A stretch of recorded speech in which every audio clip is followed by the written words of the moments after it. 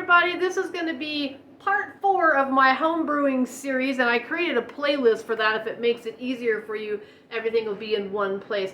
So the first video that I did was just kind of a teaser about, hey everybody, I got my kits are here, my brewing kits are here that I ordered. That was a really short one, just saying, hey, I'm going to be doing this project. I'm going to be doing this series of videos.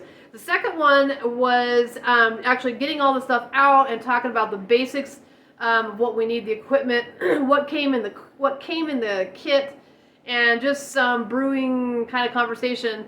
And then the third one was all about sanitation. So we've got our sanitizer made. We've got all of our tools sanitizing.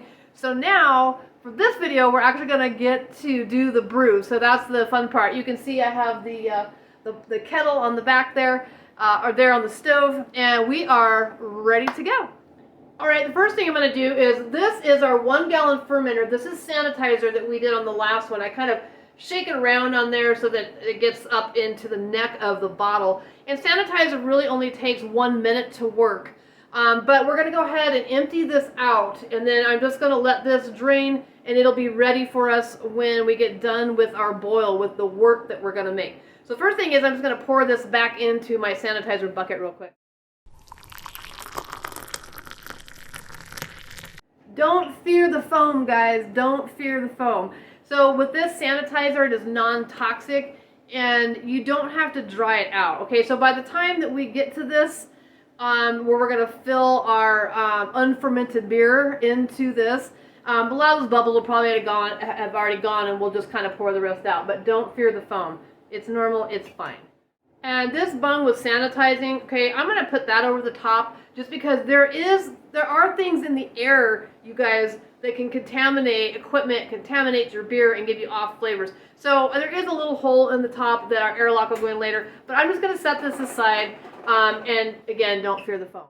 So I do briefly want to talk about water, what kind of water to use for your beer, because it makes a really big difference in the outcome of your beer and the taste that it's going to have. Now, here in Colorado, at least in the town I live in Loveland, Colorado, we have really good drinking water. Very, very tasty, and I have used that before. So you can use tap water. Just be aware of it can really change the taste of your beer. So what I recommend is, I have a 2-gallon, I can do this because I'm only making a gallon batch, right? But I have this 2-gallon Brita filter. Okay, so I'm actually have filtered my water. So I am going to use that filtered water just to ensure that I don't have any impurities in the water and that I get the best flavor that I can. Now, you don't want to buy sterilized water at the grocery store because that has the absence of minerals, and minerals are kind of important for the environment of the yeast and how everything's going to brew and cook. Like, you don't want sterilized water. You could use spring water or just filtered water. So I decided to go ahead and just use this gallon fermenter again and measure out my 1 gallon for the brew. And look at how the sanitizer bubbles have already gone. There's just like a little bit left at the bottom. Just kind of drain that out. Again, you don't have to dry it out. It's non-toxic.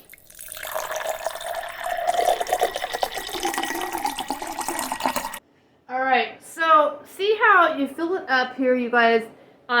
It actually says 1 gallon right there. So you don't fill it all the way up. The 1 gallon is right at kind of the curve. There you go. Right at the curve of the neck, and it actually says 1 gallon. So that's about where we're going to fill it. You don't have to worry. We're going to lose some of that water when we do the boil, but when we put it into the fermenter, we can always add more filtered water to the fermenter to get our full gallon. Okay, so let's go ahead and get our water into our kettle. This is a 2-gallon kettle. We're making 1 gallon batch of beer, so we need a bunch of headspace so it doesn't boil over.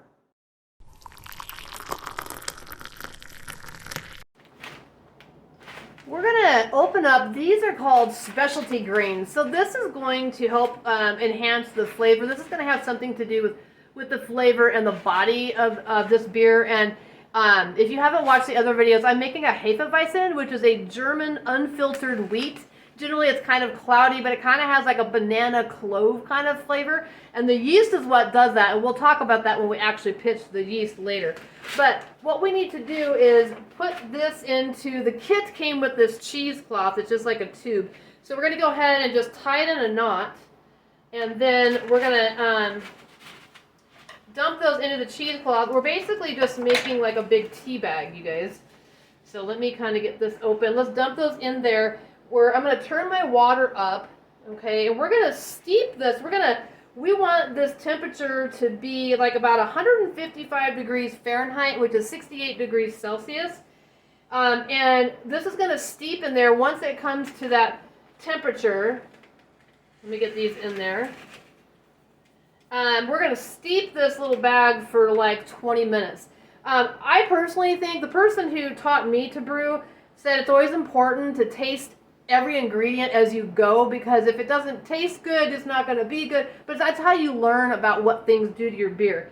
So we're going to go ahead and take some of these, just a couple grains, put it in your mouth, and then you can taste that kind of grainy flavor. And then once I have that in my mouth, then when I taste my beer later, then you can start to taste all of those things, right? And then it really helps you to understand why you put the ingredients in that you do. So let's go ahead and get this other side tied up here.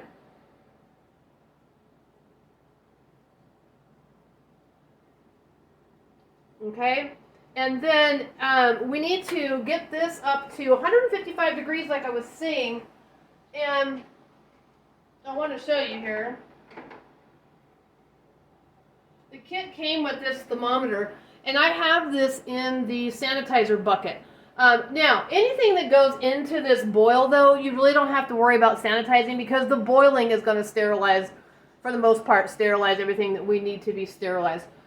So it does come with this, and we're going to get this up to 155 degrees. Fortunately, you don't have to wait for the whole thing, so I'll be back when it's there. While that's coming up to a boil, let's talk a little bit about what is in beer, right? So it's water, barley, hops, and then yeast, okay? So I'm doing this dry malt extract. In other words, I don't have to buy all of the grains, like pounds and pounds of grain, and steep it and mash it to get that golden liquid that we want. And that golden liquid is called wort, okay? So it's spelled W-O-R-T, but you pronounce it wort.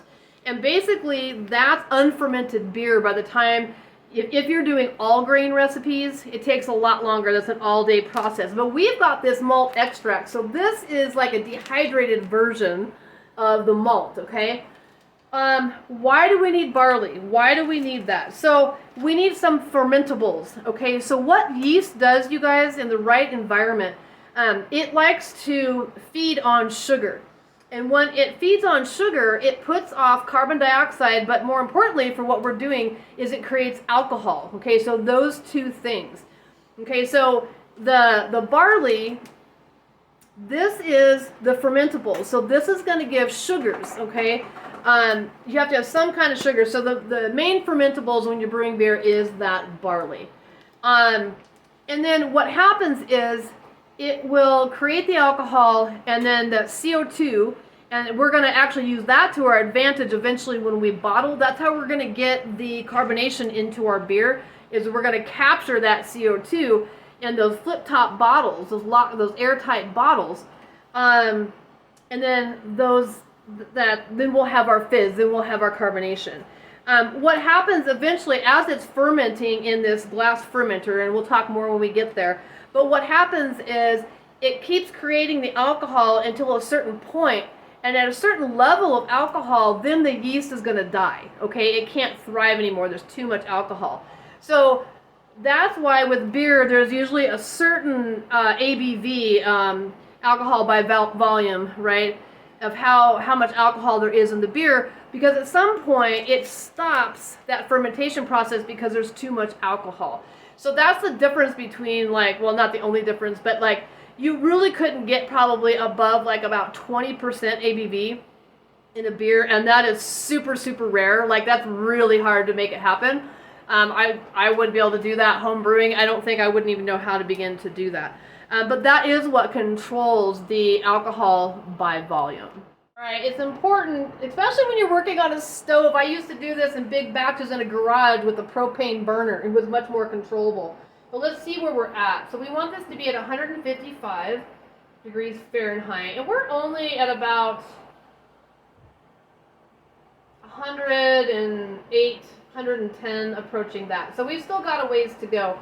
But I've never done it on this stove before. Like I said, this is the first time I've done homebrewing in small batches in my apartment. So I put it up on high because it's not going to be boiling, right?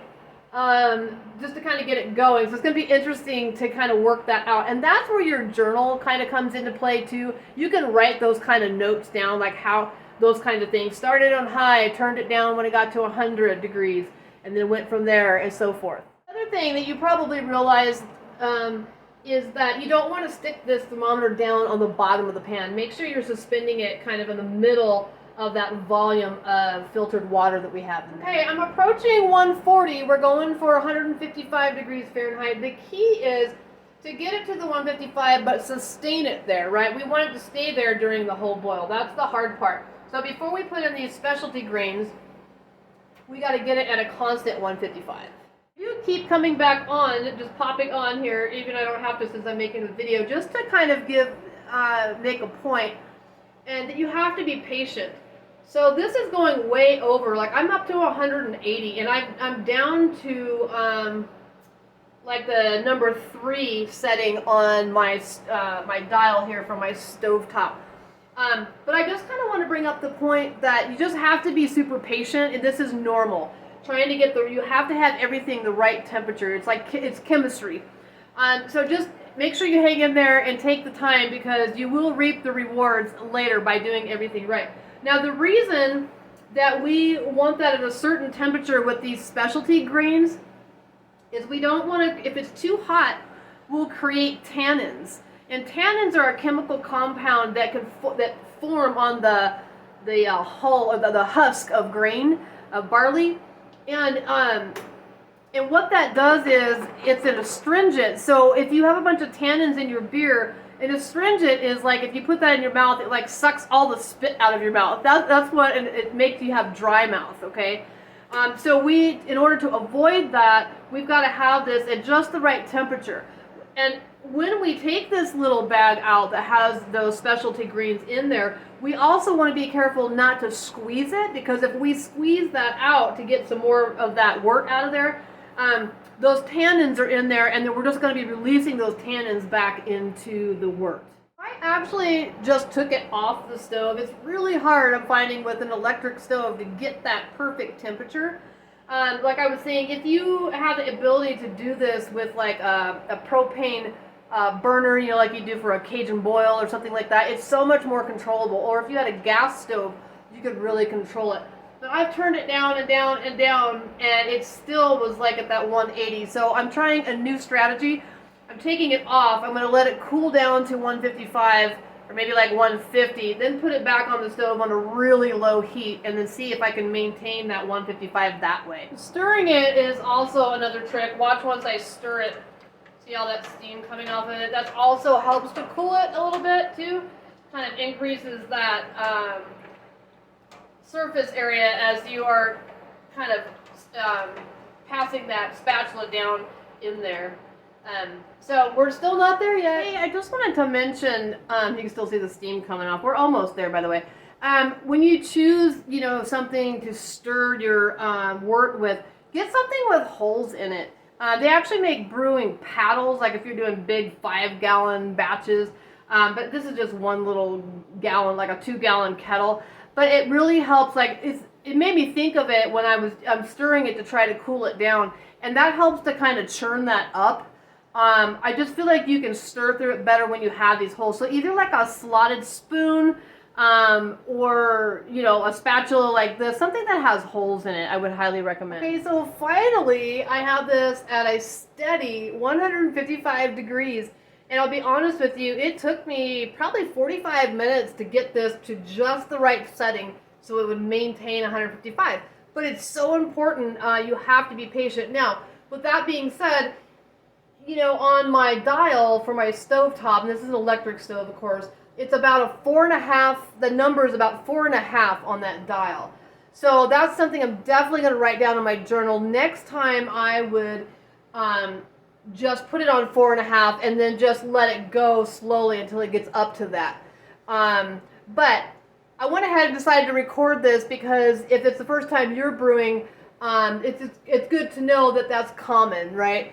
And I've been brewing since 2013, but this is the first time I've ever done it on a stove. I always did it outside on a burner. All right, so let's go ahead, and we've got our specialty grains here, which are just going to add some flavor. This isn't our malt extract yet, and I'm just going to drop this in there and let it do its thing. I'm not going to squish it or anything like that. We're going to let that steep for 20 minutes, and then I'll be back. Okay, we are finally ready for the next step here.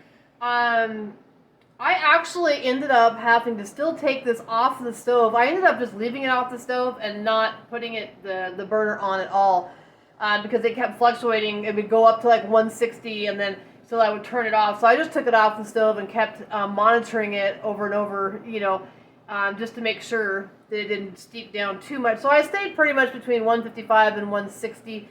So again, you just have to kind of experiment. So, all right, so we're ready here. Let me kind of show you. There's not much to see. Can you see that there's kind of a discoloration? Because that's from those specialty grains. Now, I'm going to grab, and you don't have to do this, but I have tongs, but I actually have been soaking that in the sanitizer. This is going to boil, so you really don't have to, but I just kind of go that extra mile. Just to make sure. So now you don't want to squeeze that. You don't want to be like this. Because that's where you get the tannins that come out of the husks, okay? So now what we're going to do, you guys, is this is going to be a little bit easier at this point. I'm going to turn it up to high. And then as soon as we see our first boiling bubble, we're going to take this off the stove. And then we're finally going to be able to add our malt extract in to make that wort, okay? So I'll see you here in just a minute. I was telling you, try everything along the way. I think it's best, it helps you to learn if you taste everything. So even at this point, I'm going to taste this, it's just the water with the specialty greens. Oh yeah. So, you know, even though you can't really see much, it's just a slight discoloration, there's a ton of flavor in here. And that's what those specialty grains do, is it adds flavor. Now, because I bought this as a kit, I don't know exactly what grain that is that they sent me. But, you know, it's a Hefeweizen, so it's okay. It's okay that I don't know what it is because it's a traditional beer. You know, they're sending me what we need to make it taste, that the outcome tastes like we want. Okay, so you can see that I just took it off this hot burner. It was just those first bubbles when it just started to boil. I didn't want it to come to a full boil. Now I'm going to open up this malt extract, and we're slowly going to put this in here, incorporate it, make sure that it all dissolves into there before we put it back on the heat. And don't forget to taste this dry malt. Tastes good. Make sure you try every ingredient.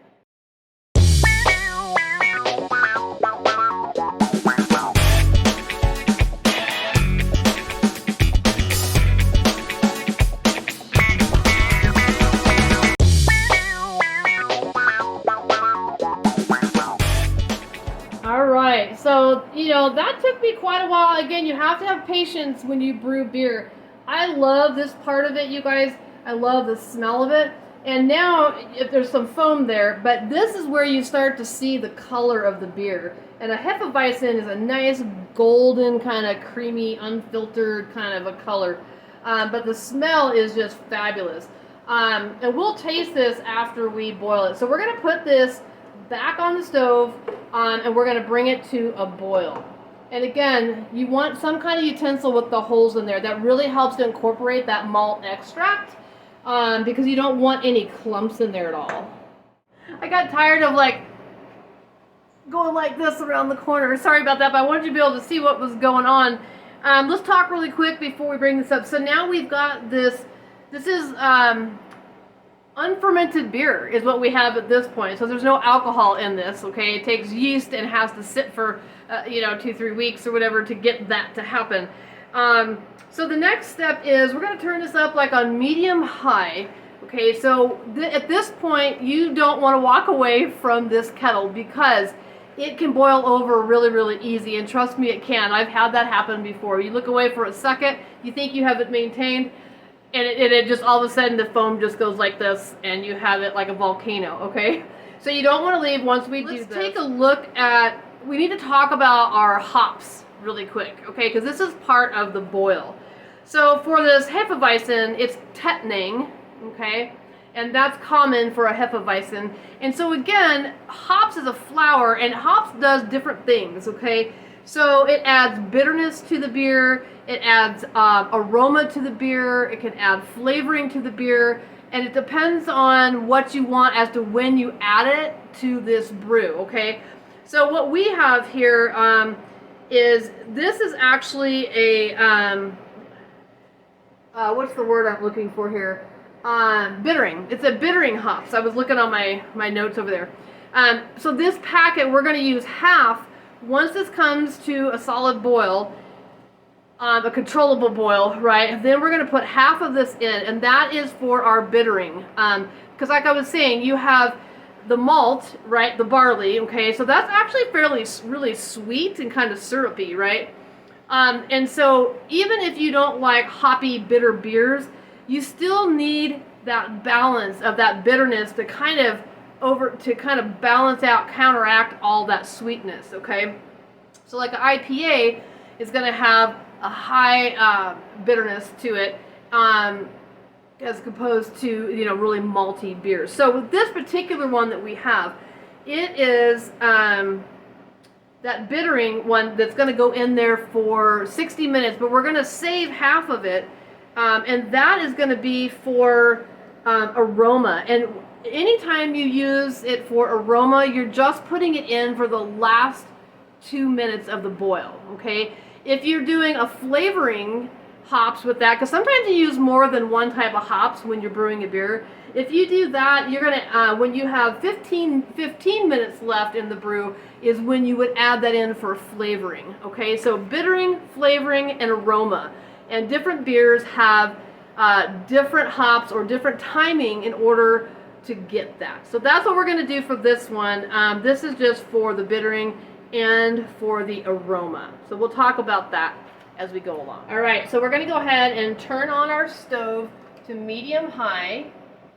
And like I said, our goal is to get this wort, this unfermented beer, up to a steady boil that's not going to boil over. Once we feel like we have control of the boil, then we're going to add half of our hops in there like we just talked about in the last. Also, I feel like I should mention, if it does boil over, it's nice to have these handy to put on your hands. Just turn the stove off, obviously remove it from the stove, and blow on it. If you blow on it, that foam will decrease very, very quickly. So right after I told you don't leave your boil, I'm going to do it. I just want to show you what hops look like.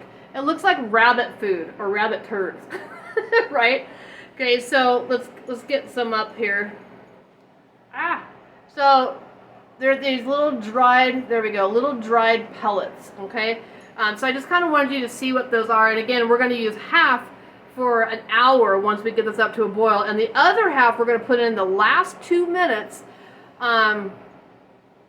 just kind of for some aroma for the beer. So go ahead and try your ingredients.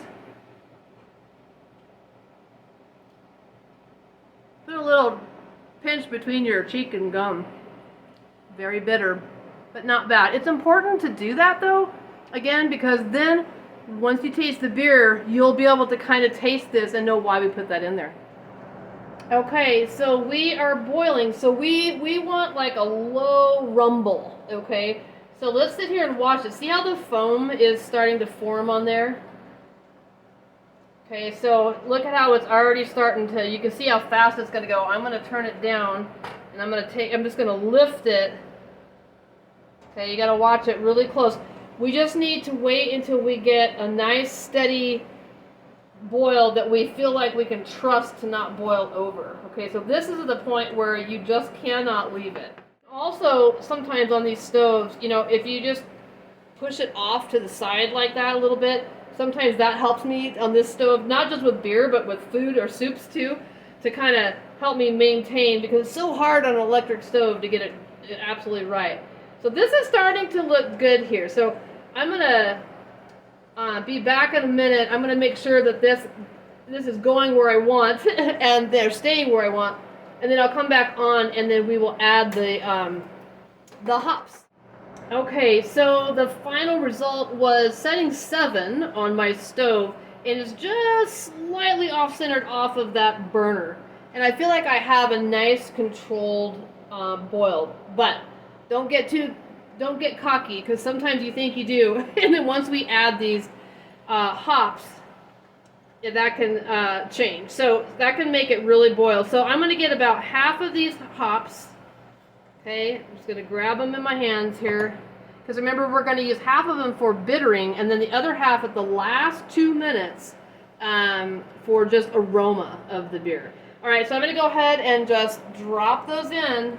And now I'm going to set a timer for 60 minutes. Actually, 58 minutes, because I want to put in those last hops at the last 2 minutes. Really watch that boil. Like, it looks like I might want to bring it up just a little bit more. I'm not quite sure. Actually, it's doing pretty good. One thing I want to talk about, you could probably assume, you know, looking at that, all that steam coming off. So you're going to lose, we put in a gallon, right? So we were going to lose volume of our water because it's evaporating into steam, right? So, I mean, you can handle that a couple different ways. You could put a little bit more than a gallon in there. I tend to go with the gallon of water for the recipe, because then what you do, once we siphon this into our little glass fermenter, then we can add filtered water to that to bring that back up to that level of the 1 gallon. That's no problem. So don't worry about that. Basically, we're going to have this delicious wort, this barley concentrate, you know, this liquid. It doesn't matter that we're going to lose some of that. We're definitely, because we're cooking this for an hour. We're not putting a lid on it though, because then that kind of messes up. Then you have things that boil over. There is a point at which we are going to use the lid, and that has to do when we're cooling it. I went ahead and siphoned more sanitizer into here, because remember how I used that to measure my water out with? I just felt like I wanted to sanitize it one more time. And this is where, like, I'm not going to spray it right now, but this spray bottle of sanitizer, I actually, right before I put the wort in there, spray off, here I can do a little bit, I need to get a mist, spray off the top of that. That's where this spritzer kind of comes in. Other things, something I didn't talk about, let me grab it out real quick, and I'm sanitizing this, is you need some kind of a filter. So when we get our funnel, all of this is sanitized, I just keep it in the bucket until I'm ready for it. But when we pour that kettle into that fermenter, I'm going to put this on top so that we can filter out all of those hops. This is something that didn't come with the kit. I just have one for kitchen purposes. I usually also sterilize some kind of a spoon, sanitize a spoon, because sometimes, depending on how many, because the hops really bloom in the boil, they get a lot bigger than those little pellets.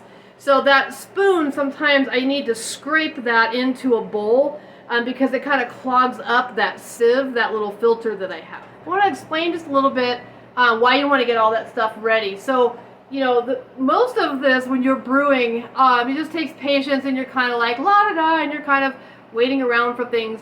Once this boil gets done, we have to get it cold to like 60 to 75 degrees Fahrenheit. But the key is we need to cold crash it as quick as we can, hopefully no more than 20-40 minutes tops. Because I'm doing 1 gallon, I'm assuming it's not going to be a big deal. And that's going to involve, at least for now, the setup that I have is just in the sink over here. Yesterday's video, we went and got some ice. Okay, so we're going to make a nice ice bath. We're going to actually put that kettle down in there, and we need to crash it as quick as we can. Okay, and the main reason for that is you can get off flavors if you don't. There's chemical compounds that form in your wort if you keep it at a high temperature for too long. So once you reach that 60 minutes, that's kind of the sweet spot. Then you want to get it cold. So DMS, or dimethyl sulfide, and diacetyl are the two culprits. Okay, so the DMS, if you don't cold crash it quick enough, it gives kind of an off flavor of like a vegetable taste. Yes, vegetable, like carrot or I don't know what other. You know, I mean, it could be any kind of a vegetable flavor, honestly, that comes through.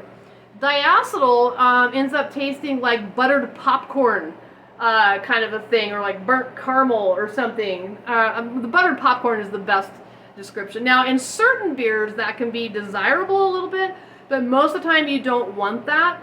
And so that's what that cold crashing is going to do. Also, we've got to bring it down to a certain temperature because yeast, and yeast, by the way, is a fungi. Okay, so fungi is dimorphic, meaning it has two forms, either molds or yeasts. Okay, so yeast is a fungi, but different yeast have different temperatures where they thrive. Okay, so if we want our yeast to ferment our beer for us, we have to get it to a temperature and don't let it rise above a certain amount in order to get the best usage out of our yeast. So that's another reason we have to bring it down before we pitch our yeast. So pitching your yeast is the last thing that we're gonna do. I decided while I'm waiting for the boil that I might as well get some other information that I need to talk about, because once we start doing the cold crashing, things go kind of quick. So you can certainly use your sink and do a traditional just ice bath. Make sure that you just keep adding ice. I ended up going back and getting a second bag, 20-pound bag of ice, because this is the first time I've done small batch in a sink. So I want to make sure I don't run out of ice. I actually have an ice maker right here. I'm making ice. I've been making ice all morning because you can't have enough ice. But another option you can do, and we used to do this when my ex-husband and I used to brew 5-gallon batches, and I may think about doing it. I'm going to see how today goes just with the ice with this small batch. You certainly do an ice bath. We did that anyways. We had like a big tub that we would put our 5-gallon kettle down in. But then what we did, you guys, is we constructed, and this is very common in the brewing world, homebrewing world, construct a copper, if you can get some copper tubing and bend it so it's in a coil, okay, and then you have like two pieces, you know, it comes like this and then coils, and then it has an out, so an inlet and an outlet. And then what we did, because we were outside, we hooked one end up to the garden hose, okay, and so those two ends would come up like this. So you would have two of them like this, and then you would have the spiral down below. And maybe I can put something in the link so you can see what that is. And then what you do is then you still have it in the ice bath, but then that cold water, you actually stick that copper coil down into your wort. You can sterilize it, but it's gonna, if you just put it into your boil like the last couple of minutes, the boiling will sterilize it. But you put that down in there, and then the outlet, you want to have like a tube, and we used to do it in the garage, so we just let it run down the driveway. It's just water, there's no beer in it.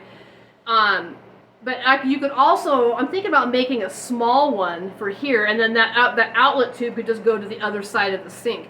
So basically it takes that cold water through that coil, you set it down into that hot wort with the ice bath that it sits in too, but it cools it down so much quicker. So like you'll feel it hot, that water gets hot coming out the outlet tube, and then all of a sudden you keep feeling it, and then once that gets cold, that water gets much cooler coming through the outlet of that coil, you know that you're getting there. So I just kind of wanted to put that out there. I'm hoping, like I said, I'm going to see how today goes. With the 1-gallon batch, I may not need it, but it's just kind of fun to do too. So I may end up, if I end up making one, I will definitely video that so you can see if that works. But I'll put some kind of a link in so you can see what I'm talking about. All right, just check it in, just showing you how we kind of still have this nice controlled boil. It's not like this rapid boil. I've still got it on setting 7. You can tell, I don't know if you can tell, I have lost some volume. But again, don't worry about that, because we can always add water back into the fermenter after we get it all siphoned into there.